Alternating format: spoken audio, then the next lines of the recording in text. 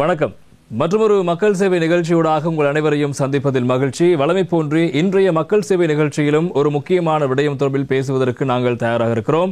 எனவே இந்த காலப்பகுதி என்பது இலங்கையை பொறுத்தவரைக்கும் இந்த காலநிலை மாற்றத்தால் மக்கள் பெரும் பாதிப்புகளை எதிர்கொள்கின்ற ஒரு காலப்பகுதியாக இந்த காலப்பகுதி இருக்கிறது. எனவே இன்றைக்கு ஒரு 2 கிழமைகளுக்கு முன்பதாக இலங்கையில் கடுமையான வெயில், வறட்சி உள்ளிட்ட பிரச்சனையால் மக்கள் பாதிக்கப்பட்டார்கள். இப்போது கடுமையான மழை, அதே போல அதனால் ஏற்படக்கூடிய வெள்ளத்தினால் மக்கள் பாதிக்கப்பட்டார்கள். எனவே இவ்வாறு ஒவ்வொரு காலப்பகுதியிலும் எதிர்பாராத அளவுக்கு காலநிலை மாற்றத்தினால் மக்கள் பாதிப்புக்குள்ளாகின்ற ஒரு தருணமாக இந்த காலப்பகுதி இருக்கிறது. எனவே சில பகுதியில் பார்க்கின்ற போது திடீரென நில அதிர்வு ஏற்படுகிறது, சில பகுதிகளில் மண்சரிவு அபாய எச்சரிக்கை விடுக்கப்படுகிறது. இப்படி காலநிலையுடைய தாக்கம் இலங்கையில் அதிகரித்துக் கொண்டிருக்கிறது. எனவே இப்போது காணப்படுகின்ற இந்த காலநிலை மாற்றம் தொடர்பான விடயத்தை புரிந்து கொள்வது கடினமாக இருப்பதாக கருத்துக்கள் முன்வைக்கப்படும் நிலையில் அது தொடர்பாக என்னதான் நடக்கிறது, இலங்கையிலுடைய காலநிலை மாற்றம் தொடர்பான விடயத்தில் என்னதான் இருக்கிறது, இனி எப்படியான ஒரு வளிமண்டல மாற்றம் இருக்க போகிறது தொடர்பான பல விடயங்கள் குறித்து பேசுவதற்கான ஒரு முக்கியமான நிகழ்ச்சியாக இன்றைய மக்கள் சேவை நிகழ்ச்சியை நாங்கள் வடிவமைத்திருக்கிறோம். அந்த அடிப்படையில்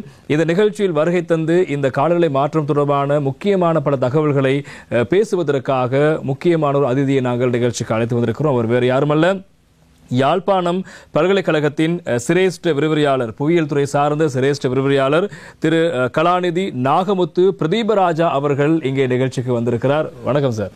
வணக்கம். நான் ஆரம்பத்திலே கூறியது போன்று இலங்கையை பொறுத்தவரைக்கும் இந்த காலநிலை மாற்றத்தினால் மக்கள் அல்லது வளிமண்டலத்தில் ஏற்படுகிற மாற்றத்தினால் பல்வேறு பாதிப்புகள் எதிர்கொள்கிற ஒரு காலப்பகுதியாக இருக்கிறது. அதற்கு முன்பதாக இந்த பாதிப்புகளை தவிர்த்துக் கொள்வதற்காக எதிர்வு கூறல் என்ற ஒரு விடயம் முன்கூட்டியே கூறுகின்ற ஒரு விடயங்கள் மேற்கொள்ளப்படுகிறது. எனவே இலங்கையை பொறுத்தவரைக்கும் அல்லது உலக நாடுகளை பொறுத்தவரைக்கும் இந்த வானிலை எதிர்வு கூறல் என்பது எந்த அளவுக்கு முக்கியமாக இருக்கிறது? பொதுவாக கடந்த காலங்களில் இந்த வானிலை எதிர்வுகூறல் பற்றி அவ்வளோ கருத்தில் கொள்ளப்படவில்லை. பெரும்பாலான மக்கள் இது ஒரு விஞ்ஞானம் சார்ந்த விஷயம் அல்லது தங்களுக்கு புறம்பான ஒரு விஷயமாக தான் கருதி இருந்தார்கள். ஆனால் இப்போ கடந்த 2000 ஆண்டுக்கு பிறகு இந்த தொழில்நுட்பம் அல்லது சமூக வலைத்தளங்கள் அல்லது இந்த விஞ்ஞான ரீதியான அறிவுகளை பெற்றுக்கொள்ள வேண்டும் என்ற அந்த ஆவல் வந்ததுக்கு பிறகு உலகம் முழுவதிலுமே இந்த வானிலை எதிர்வுகூறல்கள் பற்றி அக்கறை கொள்கிற நிலைமை உருவாகியிருக்குது. பொதுவாக இப்போ இருக்கிற சமூகத்தை பொறுத்தவரை, இப்போ இருக்கிற பொதுவான மக்களின் வாழ்க்கை முறையை பொறுத்த வரைக்கும் அவனுடைய நாளாந்த வாழ்க்கையிலிருந்து அவனுடைய பொருளாதாரம் சார்ந்த நடவடிக்கைகள் அல்லது அவர்களுடைய தொழில் சார்ந்த நடவடிக்கைகள் என எல்லா விடயங்களிலுமே இந்த வானிலை அவர்களுடைய வாழ்க்கையிலே ஒரு இன்றியமையாத ஒரு முக்கியமான விஷயமாக மாறியிருக்குது. அதனால் இந்த வானிலை சம்பந்தமான விஷயங்களை அறிந்து கொள்வதற்கான வழிவகைகளும் ஏற்படுத்தப்பட்டிருக்கின்றது. அந்த அடிப்படையில் பொதுவாக எல்லா பிரதேசங்களிலும், இலங்கை மட்டுமே இல்லை உலகம் முழுவதிலுமே வானிலை தொடர்பான விடயங்களையும் அவற்றில் ஏற்படக்கூடிய மாற்றங்கள் தொடர்பான விடயங்களையும் அக்கறை செலுத்துகின்ற நிலைமை காணப்படுகின்றது. இலங்கையை பொறுத்த வரைக்கும் இலங்கையினுடைய விவசாய நிலைமைகள் அல்லது மீன்பிடியோடு சம்பந்தப்பட்ட நிலைமைகள் அல்லது பொருளாதாரத்தினுடைய ஏனைய துறை சார்ந்த நடவடிக்கைகளிலும் இந்த வானிலை என்றது ஒரு பிரிக்க முடியாத ஒன்றாக இருக்குது. அப்படி ஒரு பிரிக்க முடியாத ஒன்றாக இருக்கிறதுனால எல்லா மக்களுமே இப்போ பெருமளவுக்கு வானிலை எதிர்வுகூறலை செவிமடுக்கிற நிலைமை அல்லது வானிலை எதிர்வுகளை பற்றி அறிஞ்சு கொள்கிற நிலைமை எல்லாமே இருக்குது. அப்போ இப்போ பார்த்தீங்கன்னு சொல்லிச்சுன்னா மற்ற துறைகளோடு ஒப்பிடுகின்ற அளவுக்கு இந்த வானிலை சார்ந்த விடயங்களை மக்கள் அறிந்து கொள்கிற நிலைமை அல்லது அறிந்து கொள்றதுக்கான ஆர்வம் அதிகரித்திருக்கு. ஏனென்றால் அவர்களோட வாழ்க்கையில இப்போ ஒரு பிரிக்க முடியாத ஒரு அங்கமாக இந்த வானிலை தொடர்பான விடயங்கள், குறிப்பாக வெப்பநிலை, மழை வீழ்ச்சி, காற்று, அது போன்ற நிலைமைகள் மாறி இருக்கிறதால மக்கள் எல்லோருமே அதை வானிலை எதிர்வுகூறலை பற்றி அறிஞ்சு கொள்ளணும் என்ற ஆவலையும் அது தொடர்பான விழிப்புணர்வையும் பெற்றிருக்கிறார்கள்.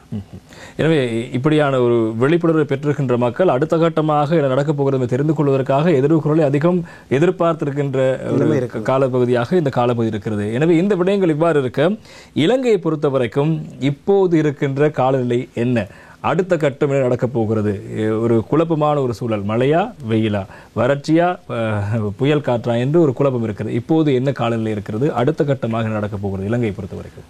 பொதுவாக இலங்கையை பொறுத்த வரைக்கும் இலங்கை ஒரு காலநிலை நிலைமைகளாலே கடுமையான அளவு பாதிக்கக்கூடிய நாடுகளாக பட்டியலிடப்பட்டிருக்கிறது.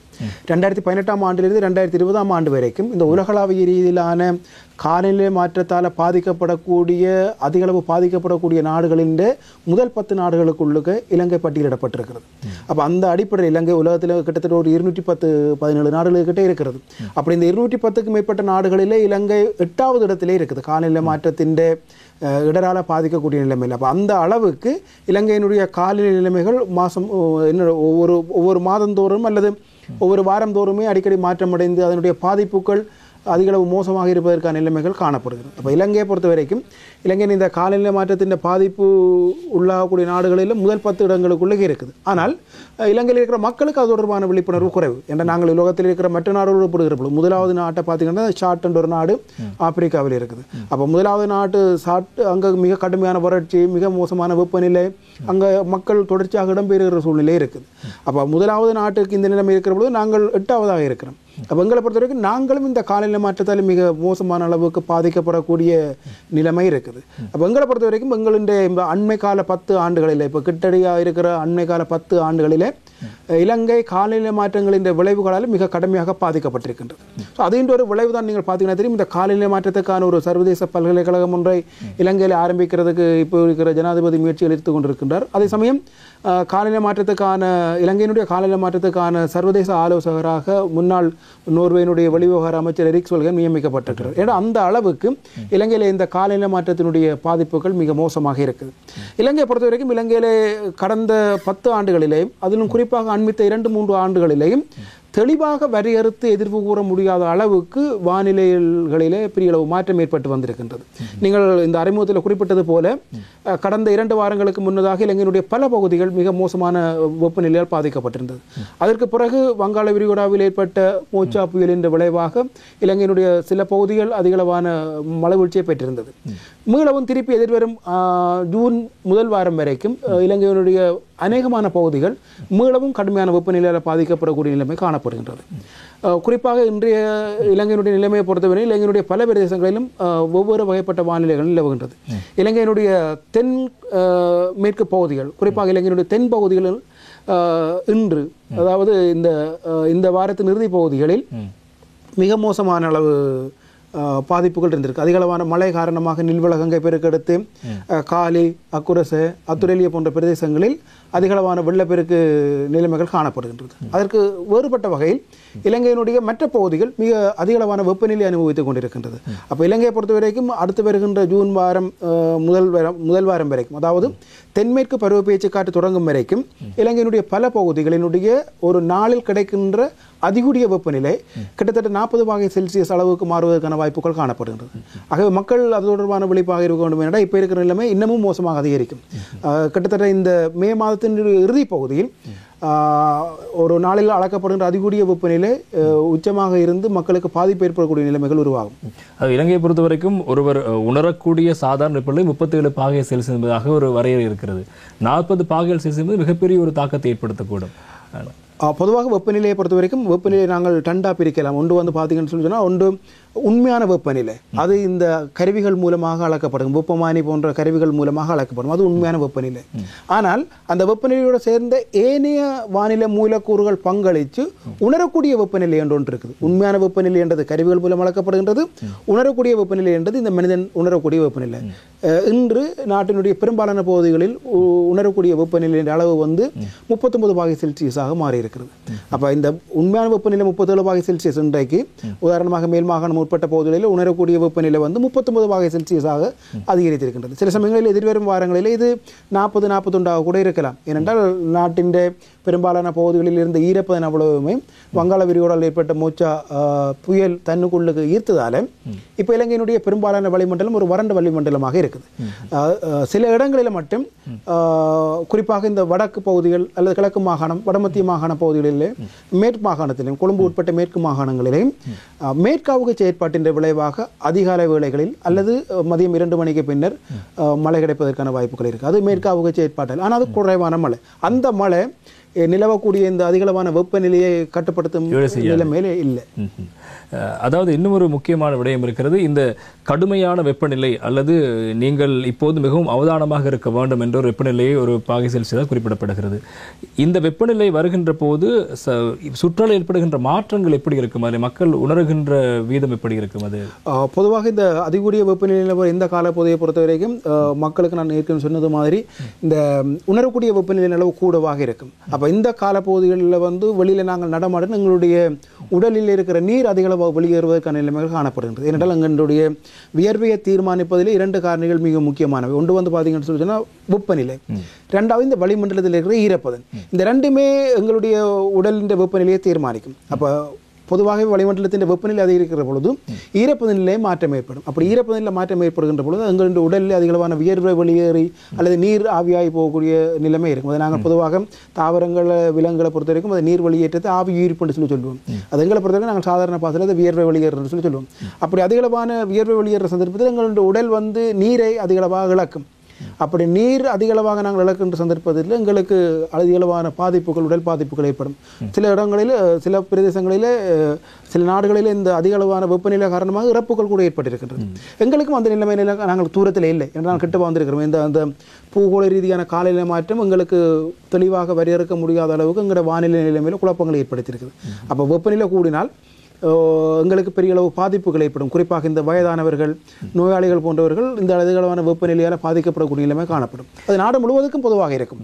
எங்களுடைய முன்னோர்களை பொறுத்த வரைக்கும் அவர்கள் ஒரு அனுமானத்தின் அடிப்படையில் இந்த காலப்பகுதியில் மழை, இந்த காலப்பகுதியில் கடும் காற்று, இந்த காலப்பகுதியில் பனி இருக்கும், இது வறட்சி இருக்கும் என்று அவர்கள் சரியாக அனுமானித்து விவசாய நடவடிக்கையோ அல்லது அவர்கள் செயற்பாடுகளை முன்னெடுப்பார்கள். ஆனால் இப்போது திடீரென அடிக்கடி கனமழை பெய்வது, புயல், வறட்சி, கடும் வெயில், நில அதிர்வு என்று இவையெல்லாம் எங்கிருந்து வருகிறது தெரியாமல் அது குழம்பி போயிருக்கிறது. இதற்கெல்லாம் என்ன காரணம்? காலநிலை மாற்றம் என்ற விஷயம்தான் காரணம். உலகம் முழுவதும் இந்த காலநிலை மாற்றம் என்றது ஒரு பெரிய பிரச்சனையாக மாறி இருக்குது. நான் முதல்ல சொன்னது மாதிரி இலங்கை காலநிலை மாற்றத்தால் பாதிக்கப்படக்கூடிய நாடுகளில் வரிசையின் அடிப்படையில் 8வது இடத்துல இருக்குது. தென்னாசிய நாடுகளிலே நாங்கள் ஒரு முக்கியமான இடத்துல இருக்கிற வேண்டாம். அந்த அளவுக்கு எங்களுக்கு இந்த காலநிலை மாற்றம் பாதிப்புகளை ஏற்படுத்தி இருக்கிறது. அப்போ முந்தி தெளிவாக நாங்கள் இதுதான் மாறி, இதுதான் கோடை என்று வரையறுத்திருந்தோம். ஆனால் இப்போ வரையறுக்க முடியாது. ஏனென்றால் மாறி காலம் கோடை காலத்துக்குரிய பண்பாக மாறி இருக்குது, கோடை காலம் மாறி காலத்துக்குரிய பண்பாக மாறி இருக்கு. இப்போ கோடை காலம் என்றால் முந்தி மழை இல்லாத காலம் என்ற நிலைமை இருந்தது, மாறி காலம் என்றால் மழை உள்ள காலம் என்று இருந்தது. இனிமேலும் அப்படி இருக்க முடியாது, நாங்கள் எதிர்பார்க்க இயலாது. என்றால் நாங்கள் கோடை என்று இருக்கிற காலத்தில் சில சமயம் கடும் மழை இருக்கலாம், மாறி என்ற காலத்தில் மழையே இல்லாமல் போகலாம். பூகோள ரீதியான காலநிலை மாற்றத்தின் இலங்கையில் இப்படியான மாற்றங்கள் ஏற்படுவதற்கு முக்கியமான புவியியல் சார்ந்த என்ன பிரச்சனை? ஒன்று இலங்கையின் அமைவிடம் ஒரு காரணம், மற்றது இலங்கையின் காலநிலையை கட்டுப்படுத்துறதுக்கு நிறைய காரணிகள் இருக்கு. நாங்கள் ஒரு அயன பிரதேசத்தில் அமைஞ்சிருக்கிறோம். ரெண்டாவது நாங்கள் ஒரு இந்து சமுத்திரத்துக்கு மத்தியில் அமைஞ்சிருக்கிறோம். மற்ற எங்களுடைய அகல நெடுங்கோடுகள், மற்ற எங்களின் நாட்டில் இருக்கிற உள்நாட்டு நீர்நிலைகள் அல்லது எங்களுடைய இயற்கை தாவரம், இது போன்ற விடயங்கள் எங்களுடைய காலநிலையை கட்டுப்படுத்துகிற காரணிகள். அப்போ பூகோள ரீதியான காலநிலை மாற்றம் தான் பிரதானமான காரணம். ஏனென்றால் எங்களுக்கு இந்த பூகோள ரீதியான காலநிலை மாற்றம் காரணமாக வெப்பநிலை கூடி இருக்குது. வெப்பநிலை தான் வளிமண்டல மூலக்கூறுகள் எல்லாவற்றுக்குமான அடிப்படை. இப்போ இலங்கையில மேற்காவுக மழை கிடைக்கிறதுக்கு அடிப்படை காரணம் அதிகூடிய வெப்பநிலை. காற்றின் திசையை வெப்பநிலை தீர்மானிக்கும், காற்றின் வேகத்தை வெப்பநிலை தீர்மானிக்கும், ஈரப்பதனை, அமுக்கத்தை, இப்படி எல்லாத்தையுமே வெப்பநிலை தீர்மானிக்கும். அப்போ இந்த பூகோள ரீதியான காலநிலை மாற்றம் காரணமாக வெப்பநிலையில் ஏற்படுகிற மாற்றம் அதனோடு இணைந்திருக்கிற மற்ற வானிலை மூலக்கூறுகளை மாற்றத்தை ஏற்படுத்தும். அப்போ நீங்கள் சொன்னது மாதிரி அப்படி அந்த மாற்றங்கள் ஏற்படுகின்ற பொழுது அதிகளவான மழை கிடைக்கும், அதிகளவான வறட்சி, அதிகளவான வெள்ளம், இதுகள் எல்லாமே தொடர்ச்சியாக இருக்கும். அப்போ நாங்கள் தொடர்ச்சியாக இனிமேல் இப்படியான நிலைமைகள் ஏற்படும் என்பதை நாங்கள் விளங்கிக் கொள்ள வேணும். அந்த நிலைமைக்கு தான் நாங்கள் இருக்கிறோம். நீங்கள் கூறியது போன்று இப்போது சரியாக அனுமானிக்க முடியாத அளவுக்கு இளைஞருடைய காலநிலை மாற்றமடைகின்ற அளவுக்கு உலக வெப்பமயமாதல் ஒரு பெரிய பிரச்சனையாக மாறி இருக்கிறது. இந்த நிலையில் இப்போது அடுத்த கட்டமாக இப்போது நீங்கள் கூறியது போன்று ஜூன் மாதம் ஆகும்போது தென்மேல் பருவப்பெயர்ச்சி மழை காலம் ஆரம்பமாக போகிறது. அது எந்த காலப்பகுதியில் ஆரம்பமாகும்? அதன் பிறகு குறிப்பாக தென்மேல் பருவப்பெயர்ச்சி என்பது தென் மாகாணத்தில் கடுமையான பாதிப்பை ஏற்படுத்துகின்ற ஒரு நிலைமை உருவாக்கும். இதனூடாக அதற்கு முன்பதாக மக்கள் இப்படி தயாராக வேண்டும். எப்படியான பாதிப்பை ஏற்படுத்த போகிறது இந்த முறை தென்மேல் பருவப்பெயர்ச்சி? பொதுவாக இந்த ஆண்டை பொறுத்த வரைக்கும் ஒவ்வொரு ஆண்டும் எல்னினோ லானினோ அடிப்படையில் ஆண்டுகள் வரையறுக்கப்பட்டிருக்கும். இந்த 2023ஆம் ஆண்டை பொறுத்த வரைக்கும் எல்னினோ ஆண்டாக பிரகடனப்படுத்தப்பட்டிருக்கு. என்றால் எல்னினோவினுடைய செயற்பாடு கூடவாக இருக்கும் இந்த காலப்பகுதிகளில். அதே சமயம் எங்களுடைய இலங்கையினுடைய அல்லது இலங்கைக்கு கிட்டவாக இருக்கிற இந்து சமுத்திர நாடுகளின் வெப்பநிலை தீர்மானிக்கிறதில் மிக முக்கியமான காரணிகளில் ஒன்று இந்த இந்து சமுத்திர வெப்ப சுட்டன் என்றது. அதை இந்தியன் ஓசன் டிப்போல் சொல்லுவேன், ஐஓடி என்றது. இந்த முறை அந்த ஐஓடியும் பாசிட்டிவாக இருக்குது. அப்போ எல்னினோவும் பாசிட்டிவாக இருக்குது, ஐஓடியும் பாசிட்டிவாக இருக்கிறதால எங்களுக்கு ஒரு வெப்பமான வானிலை இருக்கு. ஆகவே இந்த ஆண்டு தென்மேற்கு பருவப்பெயர்ச்சி காற்று நிலைமையை பொறுத்த வரைக்கும் சராசரி அளவு மழை கிடைக்கும். ஆனால் அந்த சராசரியான அளவு மழையை பொறுத்த வரைக்கும் தொடர்ச்சியாக கிடைக்க போகிறதில்லை. பொதுவாக நாங்கள் மே என்று தான் தென்மேற்கு பருவப்பெயர்ச்சி காற்றை வரையறுத்திருக்கிற மே மாதத்தில் தொடங்கும். ஆனால் இந்த ஆண்டை பொறுத்த வரைக்கும் ஜூன் மாதத்தின் முதல் வாரத்துக்கு பிறகுதான் ஆரம்பிக்கும் இலங்கையை பொறுத்த வரைக்கும். ஏன்டாது இந்த பிரேக் ஆஃப் த மோன்சூன் சொல்லுவோம், மோன்சூனின் உடைவு என்றது. இந்த முறை மோன்சூனின் உடைவு மடகாஸ்காரில் இருந்து ஆரம்பிக்க இருக்கிறது. அதே சமயம் அது ஒரு படிப்படியாக ஒரு உதாரணமாக குஜராத்திலிருந்து கீழே இறங்கி வர நிலைமை இருக்கும். எங்களை பொறுத்த வரைக்கும் இலங்கையை பொறுத்த வரைக்கும் இலங்கையினுடைய தென்மேற்கு பகுதிகள் அல்லது மேற்கு பகுதிகள் கூடிய அளவு தென்மேற்கு பருவப்பேச்சு காற்றின் உடைவை சந்திக்கிறதுக்கு ஜூன் மாதத்தின் முதல் வாரத்துக்கு பிறகுதான் சந்திக்கும். ஆனால் இந்த ஆண்டு இந்த மழை பொறுத்த வரைக்கும் 3 சந்தர்ப்பங்களிலும் மிகச்சரிவான மழை கிடைக்கிறதுக்கான வாய்ப்புகள் இருக்கு. அப்போ அந்த 3 சந்தர்ப்பங்களிலே மிகச்சரிவான மழை கிடைக்கிற சந்தர்ப்பத்தில் வெள்ளப்பெருக்கான வாய்ப்புகள் காணப்படுகின்றது.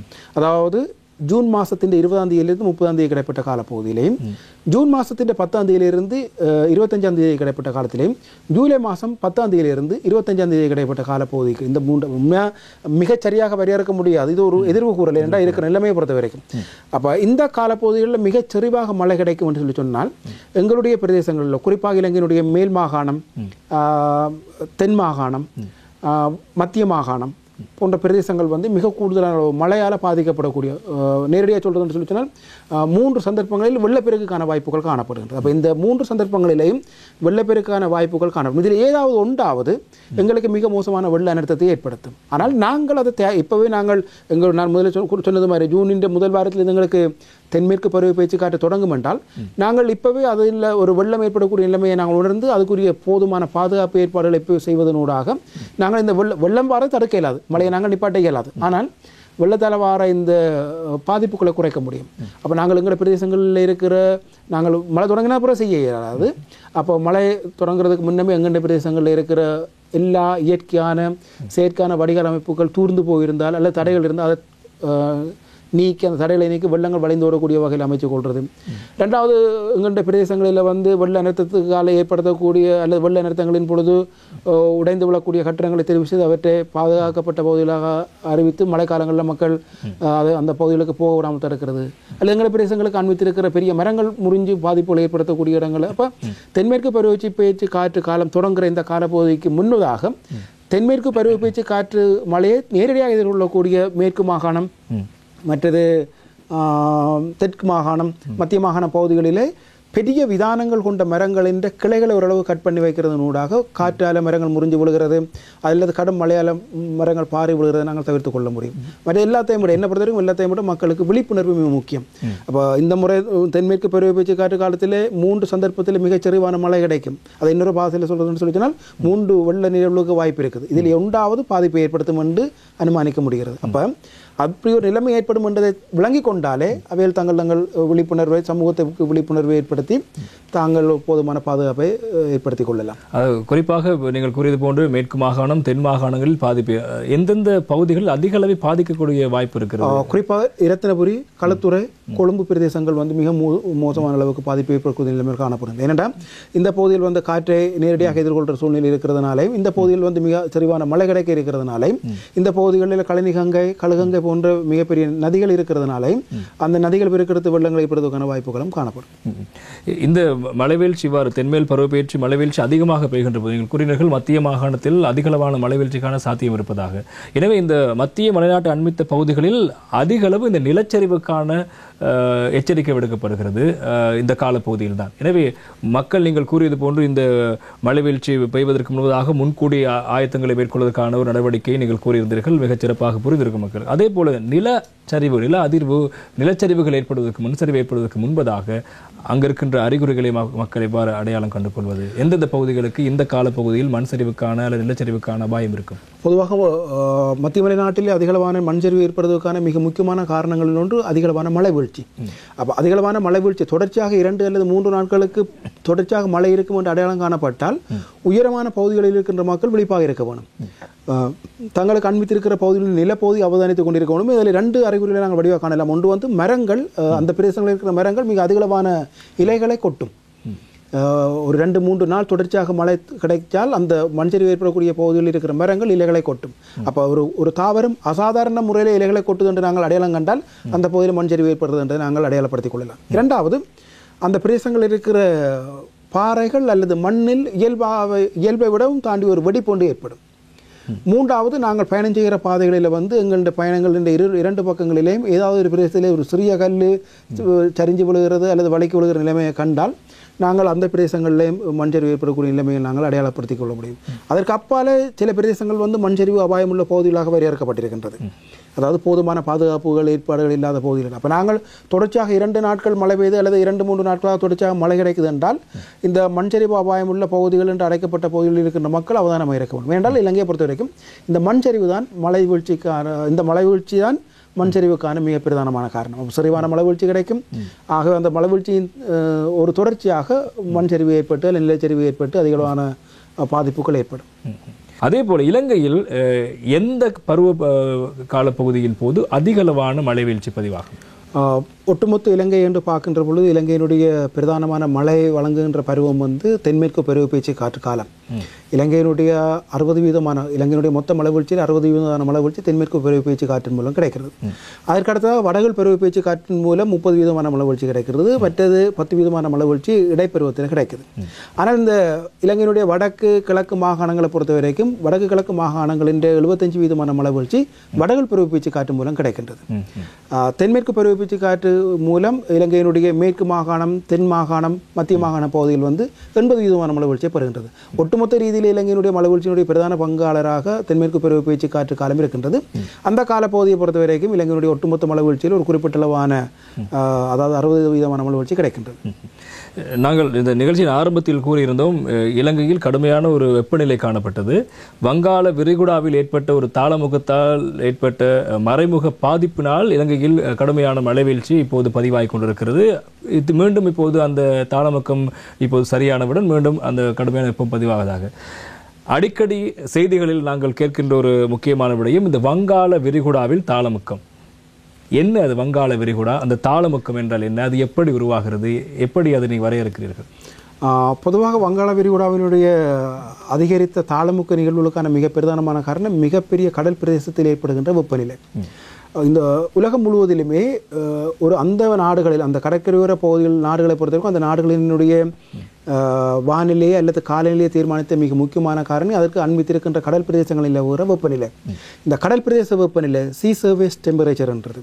இந்த கடல் பிரதேச வெப்பநிலையை பொறுத்தவரைக்கும் மிக முக்கியமான வெப்பநிலை ஏனென்றால் இந்த வெப்பநிலை தான் கடல் பிரதேசங்களுடைய அமுக்க நிலைமைகளை தீர்மானிக்கும். பொதுவாக கடல் பிரதேசங்கள் ஒரு பிரதேசத்தினுடைய வெப்பநிலையை அதிகரிக்க அந்த பிரதேசத்தில் தாளமுக்க நிலைமைகள் உருவாகும். இந்த தாளமுக்க நிலைமையை பொறுத்த வரைக்கும் நாங்கள் இந்த வங்காள விரிகுடாவிலே அதிகளவான வெப்பநிலை நிலவரன்ற காரணமாக அதிக அளவிலே தாளமுக்க நிலைமைகள் உருவாகும். பொதுவாக இந்த தாளமுக்க நிலைமைகளை பொறுத்த வரைக்கும் அதுக்கு ஒவ்வொரு வகையிலேயும் ஒவ்வொரு படிநிலை இருக்கிறது. ஆரம்பத்தில் ஒரு பிரதேசத்தில் தாளமுக்கம் உருவாவதற்கு முன்னம் அந்த பிரதேசத்தில் காற்று சுழற்சி ஒன்று இருக்கும்.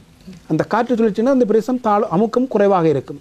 பொதுவாக உலகளவிலே சராசரியான அமுக்க அளவு வந்து 1013 மில்லி பார்ன்றது உலகத்தின் சராசரி அமுக்க நிலைமை. ஆனால் வங்காள விரிகுடாவின் சராசரி அமுக்க நிலைமை வந்து 1011 மில்லி பார். அப்போ இந்த 1011 மில்லி பாரை விட குறைகின்ற பொழுது நாங்கள் அதை ஒரு நிலைமையிலும் முதலாவது நாங்கள் அதை காற்று சுழற்சின்னு சொல்லுவோம். அதுக்கு பிறகு தீவிர காற்று சுழற்சின்னு சொல்லுவோம். அதுக்கு பிறகு தாளமுக்கம்னு சொல்லுவோம். அதுக்கு பிறகு காற்றழுத்த தாழ்வு நிலை என்ற பேரில் அழைப்போம். அதுக்கு பிறகு காற்றழுத்த தாழ்வு மண்டலம் என்ற பேரில் அழைப்போம். அதுக்கு பிறகு ஆழ்ந்த காற்றழுத்த தாழ்வு நிலை என்ற பேரில் அழைப்பினும். அதுக்கு பிறகு ஆழ்ந்த காற்றழுத்த தாழ்வு மண்டலம் என்ற பேரில் அழைப்போம். அதுக்கு பிறகு சிறிய புயல் என்று அழைப்போம். அதுக்கு பிறகு புயல் என்று அழைப்போம். அதுக்கு பிறகு சைக்ளோன் என்று அழைப்போம், சூறாவளி என்று அழைப்போம். அதுக்கு பிறகு நாங்கள் தீவிர சூறாவளி என்று அழைப்போம். எல்லாத்திலும் கடைசியாக சூப்பர் சைக்ளோன் சொல்லுவோம், அதிதீவிர சூறாவளி என்று. இப்போ அண்மையிலே வங்காள விரிகுடாவில் ஏற்பட்ட மோச்சா சூறாவளி வந்து அதிதீவிரமான சூறாவளி. ஏன்னா அது காற்றின் வேகத்தை பொறுத்தது. அப்போ வங்காள விரிகுடாவை பொறுத்த வரைக்கும் அதிகளவான வெப்பநிலை நிலவுகிறது தான் அந்த பிரதேசத்தின் தாளமுக்கத்துக்கான காரணம். ஆனால் அந்த பிரதேசத்தின் தாளமுக்க நிலைமைகள் வந்து உருவாகின்றதுக்கான காரணம் வந்து வெப்பநிலை. அப்போ வெப்பநிலை கூடுகின்ற சந்தர்ப்பங்களில் வந்து அந்த கடல் பிரதேசத்தின் வெப்பநிலை கூடுகின்ற பொழுது அந்த பிரதேசம் அமுக்கம் குறையும். ஒரு பிரதேசத்தில் வெப்பம் கூட கூட அந்த பிரதேசத்தில் இருக்கிற ஈரப்பதன் விலகிடும். ஈரப்பதன் விலகின்ற பொழுது அங்கே இருக்கிற ஈரப்பதன் விலகிற பொழுது அங்கே இருக்கிற காற்றும் விலகி போயிடும். அப்போ அந்த பிரதேசத்தில் ஒரு காற்று குறைந்த அல்லது அமுக்கம் குறைந்த நிலைமை இருக்கும். அந்த அமுக்கத்தை ஈடு செய்கிறதுக்காக அந்த பிரதேசம் சூழ உள்ள பிரதேசங்களிலிருந்து காற்றை உள்வாங்கிக் கொள்ளும். அப்படி காற்றை உள்வாங்கிக் கொள்ளுகிற பொழுது காற்றோடு சேர்ந்து ஈரப்பதனையும் உள்வாங்கிக் கொள்ளும். அப்படி காற்றையும் உள்வாங்கி ஈரப்பதனையும் உள்வாங்கித்தான் அது தன்னை நிரப்பிக்கொள்ளும். உண்மை காற்று இந்த தாளமுக்கம் உண்டு நகர்வதற்கான மிக பிரதானமான அடிப்படை அது தனக்குரிய காற்றையும் ஈரப்பதனையும் பெற்றுக்கொள்ளும். அப்படி பெற்றுக்கொள்ள ஒரு பிரதேசம் அந்த தாளமுக்கம் காற்றாலையும் ஈரப்பதனாலையும் நிரம்ப விட்டு அது இன்னொரு இடத்துக்கு நகர்ந்து கொண்டே இருக்கும். அப்படியே ஏதாவது ஒரு நிலப்பகுதிக்குள்ள நகர்ந்து நிலப்பகுதிக்குள்ளுக்கே ஒரு குறிப்பிட்ட தூரம் வரைக்கும் போய் அதுக்கு பிறகு ஒரு சமநிலைமைக்கு வரும். அப்படி எப்போவாவது தாளமுக்கம் அல்லது புயல் ஏற்பட்டு புயல் எல்லாம் கரையை கடந்து எல்லாம் சாதாரண நிலைமைக்கு வந்தது என்றால் அதன் அர்த்தம் காற்றின் அமுக்க நிலைமையிலே ஒரு சமநிலை ஏற்பட்டிருக்கிறது. பொதுவாக உயரமுக்கத்திலிருந்து தாளமுக்கத்தை நோக்கித்தான் இந்த நிலைமைகள் இருக்கும். ஒரு பிரதேசத்தில் தாளமுக்கம் ஏற்பட அதை சுற்றி இருக்கிற உயரமுக்க பிரதேசங்களிலிருந்து காற்று வந்து சேரும். அப்படி காற்று வருகிற பொழுது தன்னோட ஈரப்பதனையும் கொண்டு வரும். அப்படி ஈரப்பதனை கொண்டு வருகின்ற பொழுது அதிகளவான ஈரப்பதன் முகில்களையும் கொண்டு வரும். அதனால அந்த தாளமுக்க நிலைமை வருகின்ற பொழுது அந்த தாளமுக்க நிலைமைக்கு உட்பட்ட பகுதிகளிலே அதிகளவான மழை வீழ்ச்சியும் அதிகளவான காற்றின் வேகமும் இருக்கும். எந்தளவு காலப்பகுதியில் அந்த தாளமுக்கத்தை அந்த இருக்கின்ற காற்றுடைய அந்த சராசரியை பேணும் அதை பேணுவதற்கு எந்தளவு காலப்பகுதி எடுக்கும்? பொதுவாக ஒரு தாளமுக்கம் ஒன்று உருவாகி அது தொடர்ச்சியாக அதுக்கு அதிகூடிய வெப்பம் கிடைச்சு கொண்டே இருந்தது என்றால் தாளமுக்கம் விருத்தி அடைஞ்சு புயலாக மாறும். தொடர்ச்சியாக வெப்பம் கிடைச்சு கொண்டிருக்கணும். அது பொதுவாக அந்த தாளமுக்கம் தன்னை வளர்ச்சிப்படுத்தி கொள்றதுக்கு பெற்றுக்கொள்கிற வெப்பத்தை நாங்கள் மறை வெப்பம் என்ற பேரில் அழைப்போம். லேட்டன் ஹீட்னு சொல்லுவோம். அப்போ அந்த மறை வெப்பத்தை பயன்படுத்தி தன்னை வளர்த்துக் கொள்ளும். ஆனால் அந்த மறை வெப்ப சக்தி கிடைக்காமல் வெப்பநிலை கொஞ்சம் குறைஞ்சிருக்கின்றால் உண்மையான நேர் வெப்பநிலை கொஞ்சம் குறைஞ்சிருக்கின்றால் அது மேலதிகமாக அபிவிருத்தி ஆகாது. ஆனால் அது தொடர்ச்சியாக புயலாக மாறும் என்றால் தொடர்ச்சியாக வெப்பநிலை கிடைச்சது புயலாக மாறும் என்றால் கிட்டத்தட்ட ஒரு தாளமுக்க நிலைமை தோன்றி புயலாக கரையை கடக்கிறதுக்கு சராசரியாக பொதுவாக உலகம் முழுவதிலுமே 8 தொடக்கம் 18 நாட்கள் எடுக்கும். அப்போ ஒரு முறை நாங்கள் காற்று சுழற்சி ஒன்றை அடையாளப்படுத்தி மக்களுக்கு அறிவித்து உண்மையாக பொதுவாக இந்த முன்கூட்டியே அறிந்து கொள்ளும்.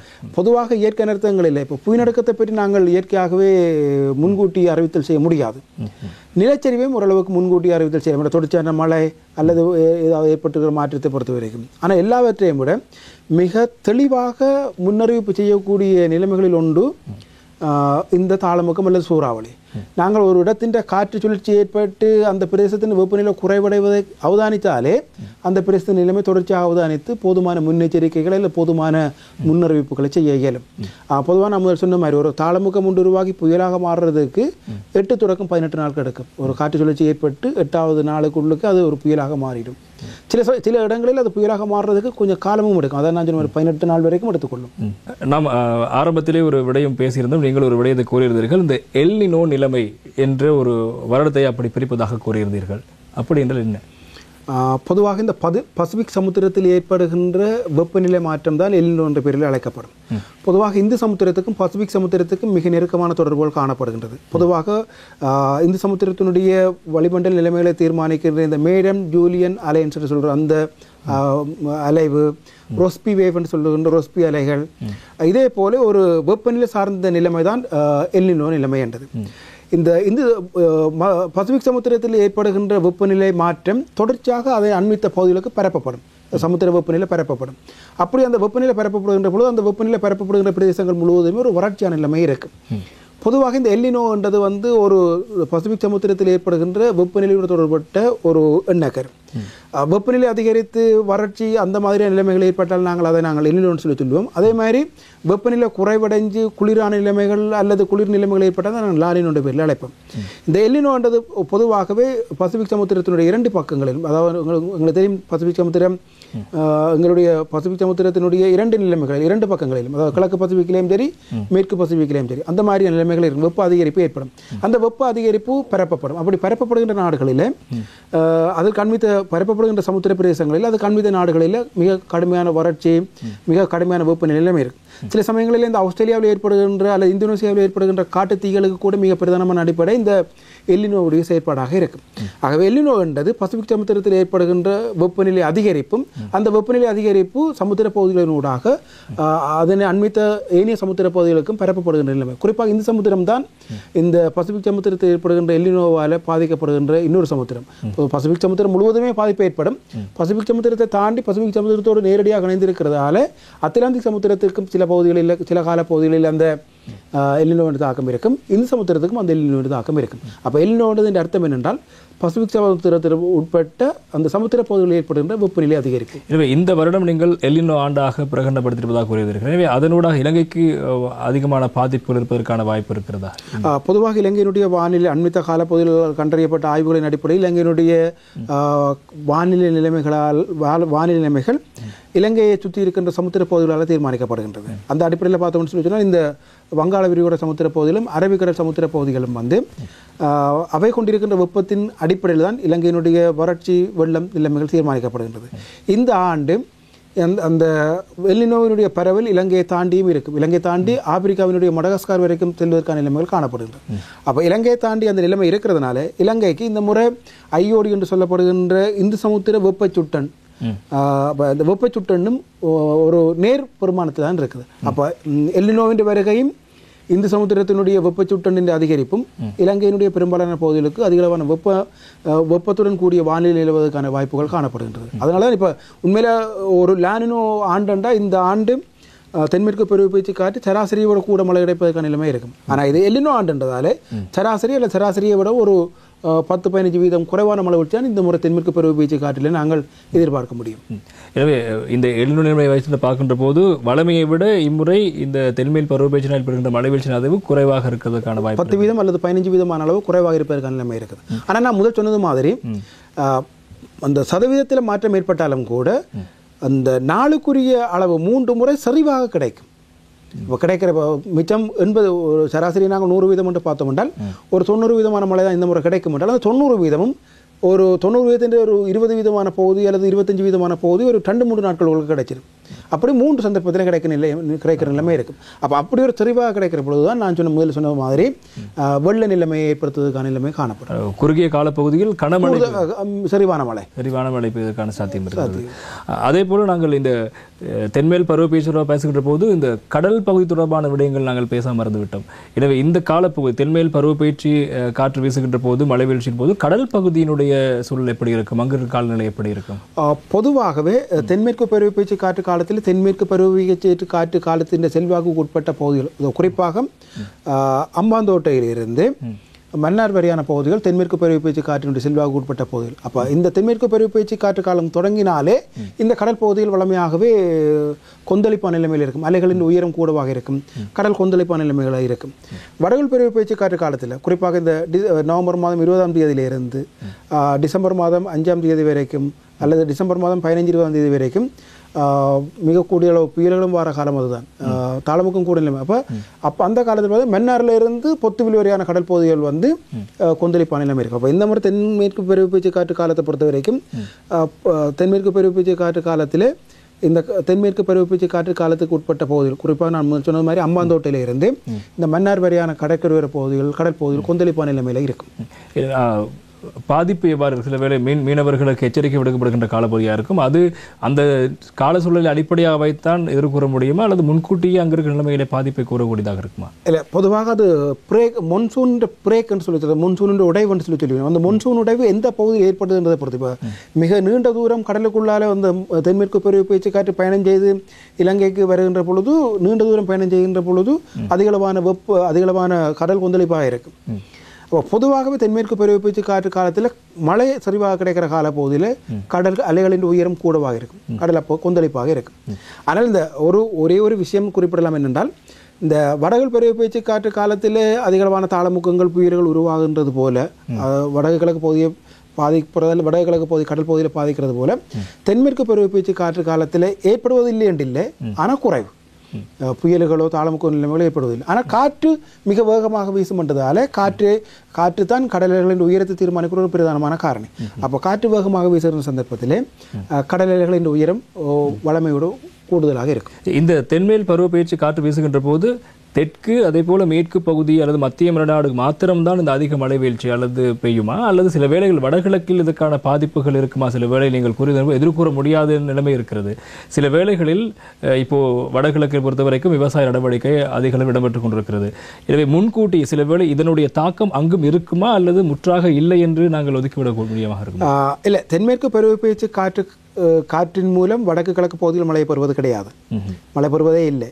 ஆனால் மேற்காவுகை அல்லது வெப்பச்சலனம் என்று சொல்கின்ற செயற்பாட்டின் விளைவாக மழையை பெறும். ஆனால் தென்மேற்கு பருவப்பெயர்ச்சி காற்றின் செல்வாக்கால மழையை பெறுவது இலங்கையினுடைய மேல் மாகாணம், தென் மாகாணம், மத்திய மாகாணம், ஊவா மாகாணம், சப்ரோகம் ஊவா, வடமத்திய மாகாணத்தின் சில பகுதிகளும் தென்மேற்கு பருவப்பெயர்ச்சி காற்றின் செல்வாக்கால மழையை பெறும்.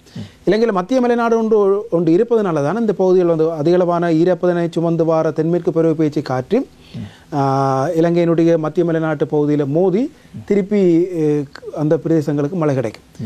மத்திய மலைநாடு இல்லை என்றால் இந்த காற்று இப்படியே ஈரப்பதனால எங்களுக்கு ஒரு பிரதேசத்துக்கு மழை கிடைக்காது. உங்களுக்கு தெரியும், இந்த உலக முடிவு என்று சொல்கிறாங்க, வேர்ல்டு எண்ட் சொல்லுவோம் நுவரெலியாக.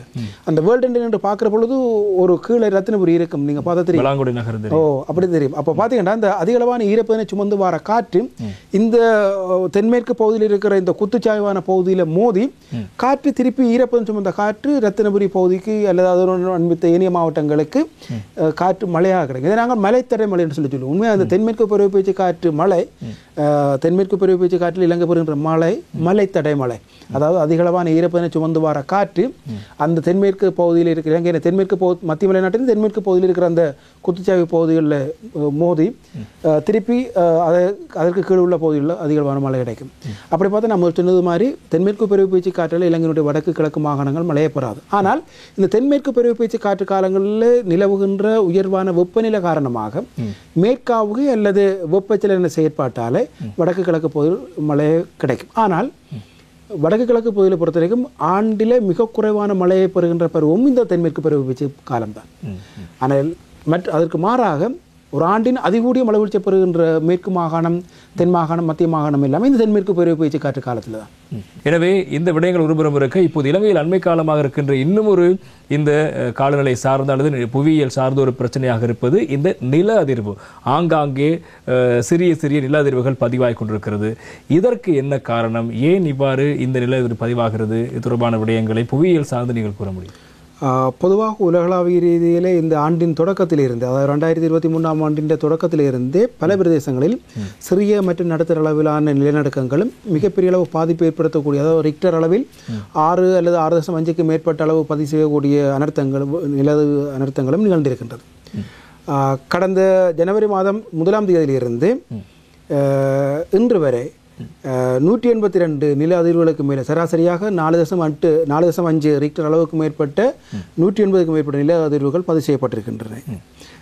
எங்களுடைய நாட்டை பொறுத்த வரைக்கும் கடந்த 16ஆம் தேதி கதிர்காமத்தில் 2.2 என்ற அளவில் நில அதிர்வு பதிவு செய்யப்பட்டிருக்கின்றது. அதே சமயம் அதற்கு முற்பட்டும் சில பிரதேசங்களிலே நில அதிர்வுகள் பதிவு செய்யப்பட்டிருக்கின்றது. எங்களை பொறுத்த வரைக்கும் நாங்கள் இது ஒரு சாதாரணமான விடயமாக எடுத்துக்கொள்ள முடியாது. ஏனென்றால் எங்களுடைய பிரதேசத்திலும், அதாவது எங்களுடைய நாட்டிலும் பல பிரதேசங்களில் சிறிய அளவிலான என்றாலும் நில அதிர்வுகள் பதிவு செய்யப்பட்டிருக்கின்றது. ஆகவே நாங்கள் ஒரு நில அதிர்வு ஆபத்துக்குள்ளுக்கு இருக்கிறோம்ன்றதுக்கான வெளிப்பாடு அல்லது அதின் சமிக்கை தான் இதுகள் எல்லாமே. உங்களுக்கு தெரியும், துருக்கியில் ஏற்பட்ட பெரிய பெரிய நிலநடுக்கம் எல்லாமே அந்த துருக்கியிலே அதற்கு முற்பட்டு சின்ன சின்ன அளவில் நிலநடுக்கங்கள் ஏற்பட்டிருக்கின்றது. அதே மாதிரி தான் எங்களுக்கும் சின்ன சின்ன அளவுகள் நில அதிர்வுகள் இப்பொழுது நாங்கள் பதிவு செய்வதை நாங்கள் காண முடிகின்றது. ஆகவே எங்களுக்கு ஒரு மிகப்பெரிய நில அதிர்வு அல்லது புயலடுக்கத்துக்கான வாய்ப்பை நாங்கள் கொண்டிருக்கின்றோம் என்றது வெளிப்பாடு தான் இந்த சின்ன சின்ன நில அதிர்வுகளின் பதிவுகள். அப்போ பொதுவாக ஒரு நிலநடுக்கத்தை பொறுத்த வரைக்கும் அந்த பிரதேசத்தின் நிலநடுக்கத்தை நாங்கள் சரியாக எதிர்வு கூற முடியாது. ஏனென்றால் அனர்த்தங்களை பொறுத்த வரைக்கும் அதிகளவான பாதிப்புகளை ஏற்படுத்தக்கூடிய அனர்த்தங்களில் மிக முதன்மையானது புயநடுக்கம். ஆனால் அதே அளவுக்கு அதை எதிர்வு கூற முடியாது. ஆனாலும் சில பாதுகாப்பு முறைகள் இருக்கின்றது. அதாவது பொதுவாக நிலநடுக்கங்கள் தொடர்ச்சியாக ஒன்றன் பின் ஒன்றாக 2 நிகழ்வது ஒன்று. முதலாவது ஒரு சாதாரண நில அதிர்வும் அதற்கு பின்னர் ஏற்படும் நில அதிர்வு தான் அதிகளவான பாதிப்பும் ஏற்படக்கூடிய நிலைமை இருக்கின்றது.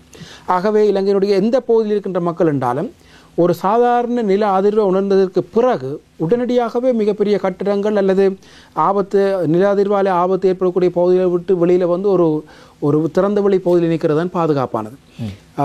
ஒரு குறிப்பிட்ட நேரம் வரைக்கும் குறைஞ்ச 2 மணித்தியாலங்கள் வரைக்குமாவது வெளிப்பகுதியில் நிற்கிறதுனா ஆபத்து குறைக்கும்.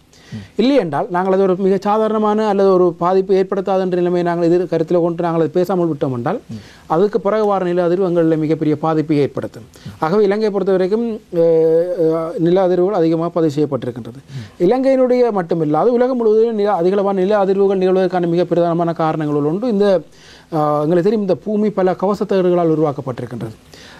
பெரிய நடுத்தர சிறிய அளவிலான கவசத்தகடுகள் காணப்படுகின்றது. எங்களுடைய பிரதேசங்களிலும் எங்களுக்கு கீழே நாளுக்கு நாள் சிறிய அளவிலான கவசத்தகடுகள் ஒவ்வொரு நாளும் உற்பத்தி ஆகிக்கொண்டே இருக்கும், உருவாகி கொண்டே இருக்கும். அப்போ எங்களுக்கு கீழே இருக்கின்ற சிறிய அளவிலான கவசத்தகடுகளின் நகர்வுகளின் பொழுது நாங்கள் பாதிப்புக்குட்படுகின்றோம். ஆகவே அதிகளவான கவசத்தகடு நகர்வுகளுக்கான மிக பிரதானமான காரணம் என்னென்று பார்த்தீங்கன்னு சொல்லி சொன்னால், எங்களுக்கு ஏற்படுகின்ற எங்கென்ற பிரதேசங்களில் ஏற்படுகின்ற தகட்டோட்டு நகர்வு அல்லது கவசத்தகடுகளின் நகர்வு. இந்த பூமி குத்தாக நாங்கள் 3 பிரதான பிரிவுகளாக பிரிக்கலாம். புவியோடு, இடையோடு, கோளவகம் என்று. இந்த கோளவகம் அல்லது இடையோட்டில் ஏற்படுகின்ற வெப்ப அமுக்க மாற்றம் கவசத்தகடுகளை நகரச் செய்யும். அப்படி கவசத்தகடுகள் நகர்கின்ற பொழுது புவிநடுக்க அதிர்வுகள் ஏற்படும். அப்படி ஒரு புவிநடுக்க அதிர்வு நிலைமையை நாங்களும் வைத்திருக்கிறோம் என்றதை அல்லது எங்களுக்கும் அதை பாரிய ஒரு ஆபத்து இருக்கின்றதை கடந்த கால நில அதிர்வு பதிவுகள் எங்களுக்கு எடுத்து காட்டுகின்றது. ஆக நாங்கள் மிக கவனம் செலுத்த வேண்டிய மிக முக்கியமான விடயங்களில் ஒன்றாக இந்த புவிநடுக்க நிகழ்வுகள் மாறி இருக்கின்றது. இலங்கையினுடைய அரசாங்கம் அல்லது இந்த நில அதிர்வோடு சம்பந்தப்பட்ட துறைகள் எல்லாமே இலங்கையினுடைய புவிநடுக்க நிகழ்வுகள் தொடர்பான எச்சரிக்கை எல்லா மக்களுக்கும் பரப்ப வேணும். என்றால் எங்களுக்கு நாங்கள் அண்மித்த கடந்த 3 மாத கால பகுதிக்குள் 6 நில அதிர்வு பதிவுகளை நாங்கள் எதிர்கொண்டிருக்கின்றோம். அவை எல்லாமே ரெக்டர் அளவில் மிக குறைவு. ஒரு சைஸ்மோகிராஃப் என்று சொல்லுறது புவிநடுக்க அதிர்வை பதிவு செய்கின்ற கருவி.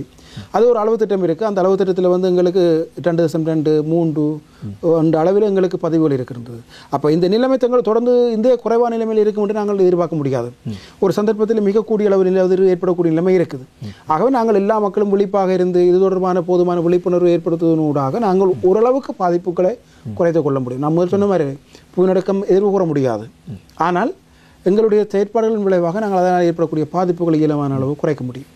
இந்த நீங்கள் கூறியது போல நில அதிர்வு என்பது நீங்கள் கூறிய அந்த நில தகடுகளுடைய மாற்றத்தினால் ஏற்படக்கூடிய விளைவுகளாக மாத்திரம்தான் இருக்குமா, அல்லது மனிதனுடைய செயற்பாடுகளும் இதற்கு சில வேளைகளில் காரணமாக இருக்கலாமா?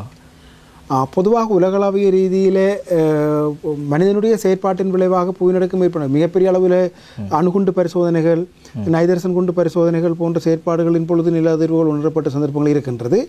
ஆனால் மிகப்பெரிய அளவு பாதிப்பை ஏற்படுத்திய நிலநடுக்கங்களை பொறுத்த வரைக்கும் மிக பிரதானமான காரணம் கவசத்தகடுகள் நகர்வு தான். பொதுவாக இந்த கவசத்தகடுகளின் நகர்வுகளை நாங்கள் 3 வகையாக பிரிக்கலாம். ஒன்று கவசத்தகடுகள் ஒன்று நோக்கி ஒருங்குறது, இரண்டாவது கவசத்தகடுகள் ஒன்று விட்டு விலகிறது, இன்னொன்று ஒன்றுக்கு மேலே ஒன்று அல்லது ஒன்றுக்கு கீழே ஒன்று போகிறது. அப்போ துருக்கியில் ஏற்பட்ட நிலநடுக்கம் எல்லாம் பார்த்தீங்கன்னு சொல்லிச்சுன்னா கவசத்தகடுகளின் ஒன்றுக்கு மேலே ஒன்று நகர்ந்தது தான் காரணம்.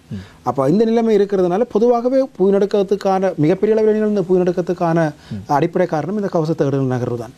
மனிதனுடைய செயற்பாடுகளின் விளைவாக உதாரணமாக பெரிய அளவில் நிகழ்ந்த அணுகுண்டு பரிசோதனைகள் அல்லது நைதரசன் குண்டு பரிசோதனைகள் போன்ற செயற்பாடுகளின் பொழுது சிறிய அளவில் நிலநடுக்கங்கள் ஏற்பட்டிருக்கின்றது, சிறிய பாதிப்புகளும் ஏற்பட்டிருக்கின்றது. ஆனால் மிகப்பெரிய பாதிப்புகளை ஏற்படுத்திய நிலநடுக்கங்களை பொறுத்த வரைக்கும் இந்த கவசத்தகடு நகர்வுகள் அல்லது எரிமலை வெடிப்புகள் போன்ற இயற்கையான காரணிகள் தான் காரணமாக இருக்கின்றன. சில வேளை கூறுவார்கள் நில அதிர்வு வருகின்ற விடயத்தை உணர்வதற்கு இயற்கையில் ஏற்படும் சில மாற்றங்களை நாங்கள் வைத்து உணரலாம் என்பது அது உண்மையிலேயே அது சாத்தியமான விடயமா? சில வேளைகள் கூறுவார்கள் பறவைகள் அதிக அளவு பறக்கின்றது. பொதுவாக அப்படி ஒரு நிலைப்பாடு இருக்கு. பொதுவாக விஞ்ஞானபூர்வமாக அது உறுதிப்படுத்தப்பட்ட விடயம். விஞ்ஞான ரீதியாக உண்மையிலே அது எனக்கு அது தெரியல என்றால். ஆனால் பொதுவாகவே எறும்புகள் அல்லது இந்த நிலத்துக்குள்ள புற்றமைத்து வாழுகின்ற உயிரினங்களுக்கு நில அதிர்வு ஏற்படுவதற்கான நிலைமைகள் முன்கூட்டியே தெரிய வரும் என்று சொல்லுவார்கள். ஆனால் என்னை பொறுத்தவரைக்கும் அது விஞ்ஞான ரீதியாக நிரூபிக்கப்பட்டதற்கான எந்த ஒரு அறிவியல் ஆதாரத்தையும் நான் தெரிஞ்சு கொள்ளவில்லை.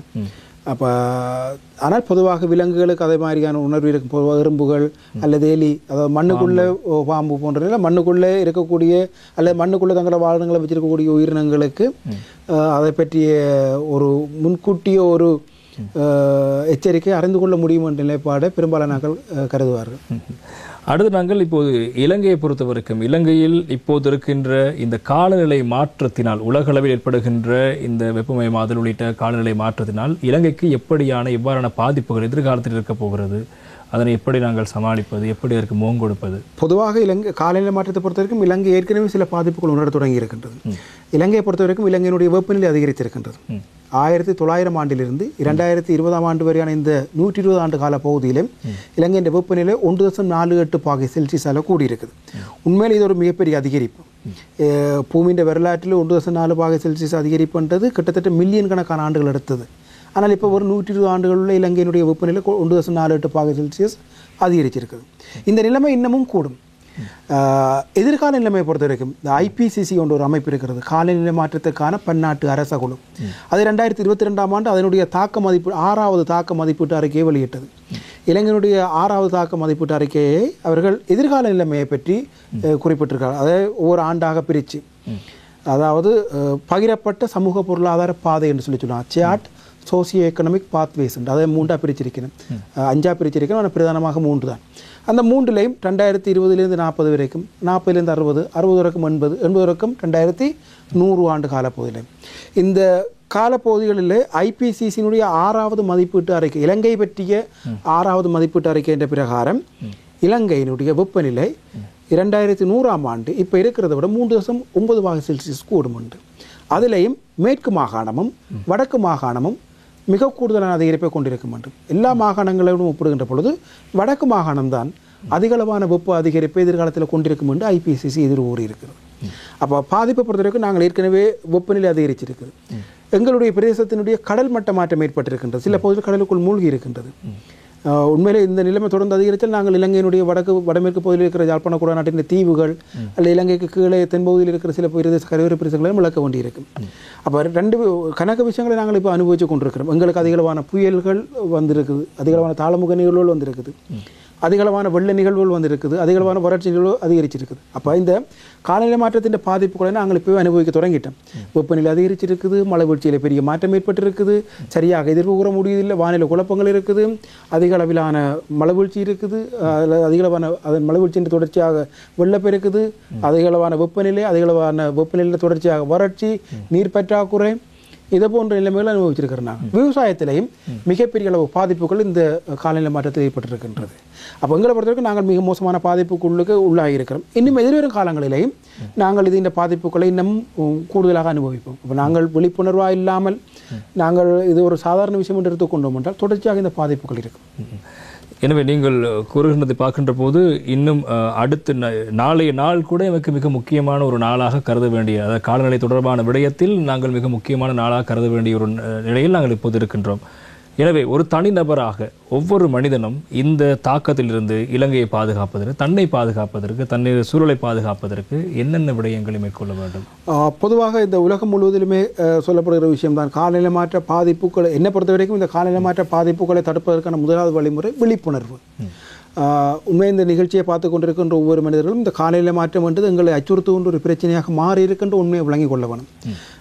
முந்தி ஒரு வீட்டுக்கு ஒரு ஃபேன் பொதுவாக இருந்தது. இப்பொழுது ஒரு வீட்டுக்கு ஒரு அறைக்கு கூட 2-3 ஃபேன் தேவைப்படுகிற, அதாவது மின்விசிறி தேவைப்படுகின்ற நிலைமை இருக்கின்றது. பெரும்பாலான நாட்களுக்கு எங்காவது கடும் வெயிலில் போகின்ற பொழுதே அந்த காலநிலை மாற்றத்தை உணரக்கூடிய நிலைமை இருக்கிறது. அப்போ நான் பொதுவாக இலங்கை வாழ் மக்களிடம் கேட்டுக்கொள்கின்ற விஷயம் என்னவென்றால், இந்த காலநிலை மாற்றம் என்றது எங்களை அண்மித்திருக்கின்ற, எங்களை இன்றைக்கு அச்சுறுத்துகின்ற அல்லது எங்களுக்கு இன்றைக்கு நேரடியாகவே பாதிப்பை தருகின்ற முதல் பிரச்சனை. ஆகவே எங்களுக்கு இந்த காலநிலை மாற்றம் என்ற ஒரு பிரச்சனை இருக்கின்றது. முதலாவது விழிப்புணர்வை நாங்கள் பெற்றுக்கொள்ள வேண்டும். 2வது இயல்பான அளவுக்கு நாங்கள் இயற்கை சார்ந்த விஷயங்கள்லாம் அக்கறை செலுத்துவோம். அதாவது புதுப்பிக்கக்கூடிய சக்தி வளங்கள். இலங்கை மிக கூடுதல் அளவு சூரிய சக்தியை பயன்படுத்துவதற்கான வாய்ப்புகள் இருக்குது. இலங்கையில் மிக கூடுதல் அளவு காற்று சக்தியை பாவிப்பதற்கான நிலைமைகள் காணப்படுகின்றது. கடல் அலைகளை பாவிப்பதற்கான நிலைமைகள் காணப்படும். ஆகவே இந்த புதுப்பிக்கக்கூடிய சூழலுக்கு பாதிப்பு தராத சக்தி வளங்களை நாங்கள் பாவிக்க வேண்டும். அதிகளவான உயிர்ச்சுவட்டு எரிபொருட்கள் என்று சொல்லப்படுகின்ற பெட்ரோல், டீசல், மண்ணெண்ணெய், எரிவாயு, நிலக்கரி போன்றவற்றை பயன்படுத்துகின்ற தொழில்நுட்பங்களில் நாங்கள் விடுபட்டு புதுப்பிக்கக்கூடிய சக்தி வளங்களுக்கு நாங்கள் மாறிக்கொள்ள வேண்டும். 3வது, நாங்கள் உண்மையில் இலங்கையை பொறுத்த வரைக்கும் இலங்கையினுடைய வெப்பநிலையை கட்டுப்படுத்துகின்ற மிக முக்கியமான காரணிகள் உண்டு எங்களுடைய காடுகள். அப்போ காடுகளை பொறுத்த வரைக்கும் நாங்கள் காடுகளை அழிக்காமல் இருக்கவும், அதே சமயம் எங்களுக்கு எங்கெல்லாம் வசதியான பிரதேசங்கள் இருக்கிறதோ அங்கெல்லாம் நாங்கள் மரங்களை நட்டு அந்த இலங்கையை ஒரு பசுமையாக்கி கொள்வது. அடுத்தது இந்த பொலித்தீன், பிளாஸ்டிக் போன்ற பொருட்களை இயலுமான அளவு குறைச்சி கொள்வது. ஏன்னா அந்த பொருட்களில் பார்த்தீங்கன்னா அந்த பொருட்கள் வெளியேறுகின்ற வாயுக்கள் வளிமண்டலத்தில் தேங்கி நின்று, இப்போ பச்சை வீட்டு வாயுக்கள்னு சொல்லப்படுகிறது. அந்த வாயுக்களின் பிரதானமான பண்பே அவை அதிக அளவான வெப்பத்தை உறிஞ்சி வச்சிருக்கு. அப்படி அந்த வாயுக்கள் கூட அப்போ அது உறிஞ்சி வச்சிருக்கிற வெப்பத்தின் அளவும் கூடும். அப்படி அந்த வெப்பத்தின் அளவு கூட இந்த வானிலை மூலக்கூறுகளில் பெரிய அளவு பாதிப்பு கொண்டிரும். எங்களுக்கு ஒரு கட்டத்துக்கு பிறகு நாங்கள் நாள்தோறும் கடும் மழையை அல்லது தொடர்ச்சியாகவே நீண்ட காலத்துக்கு கடும் வெயில் எதிர்கொள்கின்ற நிலைமை இருக்கும். ஆகவே நான் முதலே சொன்னது மாதிரி இலங்கை இந்த காலநிலை மாற்ற பாதிப்பு குறிகாட்டியில் இலங்கை 8வது இடத்துல இருக்குது. அப்போ உண்மையில் இலங்கையில் உலகத்தில் 210க்கு மேற்பட்ட நாடுகள் இருக்கின்றது. அப்போ இந்த 210 நாடுகளுக்கு மேற்பட்ட நாடுகளிலே நாங்கள் பாதிப்புகளை குறைவாக கொண்டிருக்கின்றோம். எங்களை பொறுத்தவரைக்கும் நாங்கள் பொருளாதார ரீதியிலே ஒரு நலிந்த நிலைமையில் இருக்கின்றோம். ஆகவே இந்த காலநிலை மாற்றம் அல்லது இயற்கை நிறுத்தங்களால் ஏற்படக்கூடிய பாதிப்புகளையும் எங்களை நாடு தாங்கக்கூடிய நிலைமையிலே இருக்குது. நான் முதலே சொன்னது மாதிரி தென்மேற்கு பருவ பேச்சு காட்டுகின்றது ஒரு வெள்ள நிறுத்தத்தை ஏற்படுத்தும் என்பதை நாங்கள் முன்கூட்டியே உணர்ந்து கொண்டு அதற்குரிய போதுமான ஏற்பாடுகளை செய்கிறதன் ஊடாக எங்களுக்கு ஏற்படக்கூடிய பாதிப்புகளை குறைக்கும். அதே மாதிரி இந்த காலநிலை மாற்ற பாதிப்பும் எங்களை அச்சுறுத்துகின்ற ஒரு மிக முக்கியமான பிரச்சனை என்பது ஒவ்வொரு தனி மனிதர்களும் விழிப்புணர்வு அடைஞ்சு தங்கள் சமூகத்துக்கும் போதுமான விழிப்புணர்வை கொடுக்கறதன் ஊடாக இந்த காலநிலை மாற்ற பாதிப்புகளை இயலுமான அளவுக்கு நாம் குறைத்துக் கொள்ளலாம். அதற்கு மிக முக்கியமாக இன்னொரு விடயம் என்னென்றால் இந்த காலநிலை மாற்ற பாதிப்புகளை பொறுத்தவரை 2 வகையாக குறைக்கலாம். ஒன்று காலநிலை மாற்ற பாதிப்புகளை தணிக்கலாம், இரண்டாவது காலநிலை மாற்றத்துக்கு ஏற்ற மாதிரி இயல்பாக்கத்துக்கு ஏற்ற மாதிரி நாங்கள் எங்களுடைய வாழ்க்கை முறையை மாற்றிக்கொள்ளலாம்.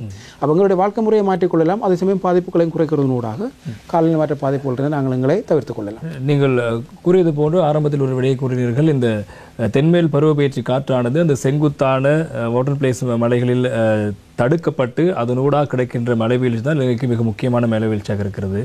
இதனூடாக இந்த வனப்பகுதியினுடைய அல்லது உயரமான ஒரு பகுதியினுடைய முக்கியத்துவம் உணர்த்தப்படுகிறது. நாங்கள் அடிக்கடி கூறுகின்ற விடயம் மரம் வளருங்கள், மரக்கட்டை நாட்டுங்கள் என்று. எதற்காக என்ற ஒரு விடயம், இது ஒரு காட்சிக்காக, ஒரு காட்சி பொருளாக செய்கின்ற விடயமாக மாறிவிட்டது. எதற்காக நாங்கள் மரம் வளர்க்க வேண்டும் என்பதை நீங்கள் சரியாக கூற வேண்டும். மரங்களை பொறுத்த வரைக்கும் மரங்கள் 2 விஷயங்களை செய்யும். ஒன்று, மரங்கள் தங்களுடைய ஒளித்தொகுப்பிற்காக இந்த வளிமண்டலத்தில் இருக்கிற கார்பன் டை ஆக்சைடை தனக்குள்ளே எடுத்துக்கொள்ளும். அப்போ கார்பன் டை ஆக்சைடை தனக்குள்ளே எடுத்துக்கொள்வதில்லை. நாங்கள் எங்களுடைய பல்வேறு செயற்பாடுகள் விளைவாக நாள்தோறும் கார்பன் டை ஆக்சைடை வளிமண்டலத்துக்கு வெளியிட்டு கொண்டு தான் இருக்கிறோம். இந்த கார்பன் டை ஆக்சைடு என்றது மிக மோசமான பாதிப்பை ஏற்படுத்தக்கூடிய ஒரு மிக முக்கியமான வாயு. இந்த வளிமண்டலத்தில் இருக்கிற பச்சை வீட்டு வாயுக்களில் மிக முக்கியமான வாயு இந்த கார்பன் டை ஆக்சைடு. இந்த கார்பன் டை ஆக்சைடு பண்பு என்னவென்றால் அது அதிகளவான வெப்பத்தை உறிஞ்சி வச்சிருக்கும். அப்போ நாங்கள் நாள்தோறும் வெளியிட பச்சை வீட்டு வாயுக்கள் என்ற அளவில் இந்த கார்பன் டை ஆக்சைடை வெளியிட அது உறிஞ்சி வச்சிருக்கிற வெப்பத்தின் அளவு கூடும். அப்படி வெப்பத்தின் அளவு கூடுகின்ற பொழுது அது எங்களுக்கு இயல்பாகவே சமூகத்தின் எங்களுடைய சூழலில் வெப்பநிலை அதிகரிப்பை ஏற்படுத்தும். அப்போ இந்த காடுகள் என்ன செய்யும்னா தங்களுடைய ஒளித்தொகுப்பு தேவைக்காக கார்பன் டை ஆக்சைடை உறிஞ்சிக்கொள்ளும். அப்போ காடுகள் அதிகளவான உறிஞ்சிகளை ஏற்படுத்தும். இன்னொரு வகையில் காடுகள் அதிகளவான ஆவியுயிர்ப்பை செய்யும். இந்த ஆவியுயிர்ப்பு நேரடியாக வளிமண்டலத்துக்கு சென்று எங்களுடைய பிரதேசங்களில் முகில்கள் உருவாகி மழை கிடைக்கிறதுக்கும் வழி செய்யும். அப்போ 2 வகையில் மிக முக்கியமானது. ஒன்று கார்பன் டை ஆக்சைடை உறிஞ்சிக்கொள்ளும், இரண்டாவது பார்த்தோம்னு சொல்லி எங்களுக்கு மழை தாரதுக்கும் காடுகள் மிக அடிப்படையான விஷயம். உண்மையில் இந்த 2ம் சூழலுக்கு தாவரங்களை நாங்கள் நடுறது மிக முக்கியமான பயன். இதற்கு அப்பால் எங்களுக்கு ஒவ்வொரு பயன்கள் இருக்குது, பொருளாதார ரீதியான நன்மைகள் அல்லது சமூகம் சார்ந்த நன்மைகள் இருக்குது. ஆனால் இந்த பௌதிக அடிப்படையில் எங்களுக்கு இந்த காற்று வளிமண்டலத்தின் கார்பன் டை ஆக்சைடை உறிஞ்சி கொள்றதிலேயும் இந்த மழையை தருவதிலேயும் மிக நேரடியான பங்கு வகிக்கிறது தாவரங்கள். எனவே நாங்கள் இன்றைய தினம் மிக முக்கியமான விடயம் தொடர்பில் பேசியிருந்தோம். எனவே எங்களுடைய முன்னைய சமுதாய மூதாதையர்கள் எமக்கு விட்டு சென்ற இந்த அழகான சூழலை நாங்கள் செய்த சில கோலங்கள் காரணமாக இப்போது நாங்கள் பல்வேறு காலநிலை மாற்றம் தொடர்பான விளைவுகளை அனுபவித்து வருகிறோம்.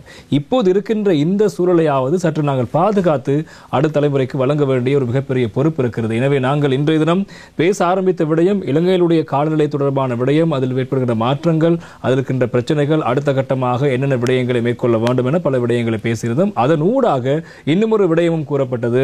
அடுத்த தலைமுறைக்கு இந்த நல்லதொரு உலகத்தை நாங்கள் வைத்து செல்ல வேண்டும் என்றால் நீங்கள் பொறுப்புடன் இருக்க வேண்டும். அதற்கு என்னென்ன விடயங்களை செய்ய வேண்டும், எதிர்காலத்தில் இப்போது இருக்கின்ற இந்த காலநிலை மாற்றத்தில் ஏற்படக்கூடிய பாதிப்புகளை தவிர்த்துக் கொள்வதற்கு எப்படியான விடயங்களை மேற்கொள்ள வேண்டும் என்ற பல விடயங்கள் தொடர்பாக இந்த நிகழ்ச்சியில் நான் பேசியிருந்தோம். எனவே இது பொதுவாக அனைவரும் பார்க்க வேண்டிய அல்லது அனைவரையும் உணர்ந்து கொள்ள வேண்டிய மிக முக்கியமான கருத்துக்களை உள்ளடக்கிய ஒரு நிகழ்ச்சியாக இன்றைய மக்கள் சேவை நிகழ்ச்சி மாறியிருக்கிறது. எனவே இன்றைய மக்கள் சேவை நிகழ்ச்சியில் யாழ்ப்பாணம் பல்கலைக்கழகத்தினுடைய புவியியல் துறை சிரேஷ்ட விரிவுரையாளர் திரு கலாநிதி நாகமுத்து பிரதீபராஜா அவர்கள் வருகை தந்து பல முக்கியமான விடயங்கள் தொடரில் பேசியிருந்தார். எனவே நேரத்தை ஒதுக்கி எங்களுக்காக நிகழ்ச்சிக்கு வந்து பல விடயங்களை தெரிவித்தமைக்காக உங்களுக்கு வசந்தம் டிவி சார்பாக நாங்கள் எங்களுடைய நன்றிகளை தெரிவித்துக் கொள்கின்றோம்.